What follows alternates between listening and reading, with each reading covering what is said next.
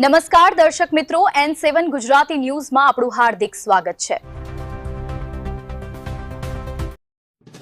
ડભોઈ તાલુકા અને આસપાસના ગ્રામ્ય વિસ્તારોમાં ગત રાત્રે અચાનક વાતાવરણમાં પલટો આવતા ગાજવીજ અને તેજ પવન સાથે કમોસમી વરસાદ વરસ્યો હતો। આ અચાનક આવેલા વાવાઝોડા અને વરસાદના કારણે ખેડૂતોના તૈયાર પાકને ભારે નુકસાન થયું છે। ખેતરોમાં કાપણી કરીને સૂકવવા મુકાયેલ મકાઈ, જુવાર, દિવેલા અને એરંડાનો પાક પલળી ગયો છે, જ્યારે ઊભી મકાઈનો પાક પણ પવનના ઝાપટામાં જમીનદોસ્ત થયો છે।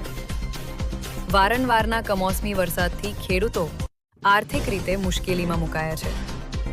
ખેડૂતો દ્વારા સરકારને તાત્કાલિક નુકસાનનું સર્વે કરી યોગ્ય વળતર આપવાની અને દેવું માફ કરવાની માંગ ઉઠી છે। ગઈકાલે રાત્રે વાવાઝોડા સાથે પડેલા કમોસમી વરસાદના કારણે સમગ્ર ડભોઈ પંથકમાં ખેડૂતોના મકાઈનો પાક હોય, જુવાર હોય, ખરીઓમાં પડેલા દિવેલા હોય તેને નુકસાન થયું છે। અને આ નુકસાનના કારણે ખેડૂતો વારંવાર દેવા નીચે દબાતા જાય છે। ખેડૂતોની હાલત કફોડી અને દયનીય બની ગઈ છે। આથી અમે સરકારને વિનંતી કરીએ છીએ કે જેનું કૃષિ પાક વીમા યોજના હોય, જેના કારણે કંઈક પાકનું નુકસાનનું વળતર આવે। અને આ વર્ષમાં ત્રીજી વખત આવું થવાના કારણે ખેડૂતોને દેવામાં આવે છે, તેમનું સમગ્ર દેવું જેમ બીજા રાજ્યોમાં માફ કરવામાં આવે છે એવું અહીંયા પણ માફ કરવામાં આવે એવી અમે સરકારને વિનંતી કરીએ છીએ। આ હતા અત્યાર સુધીના મહત્વના સમાચાર।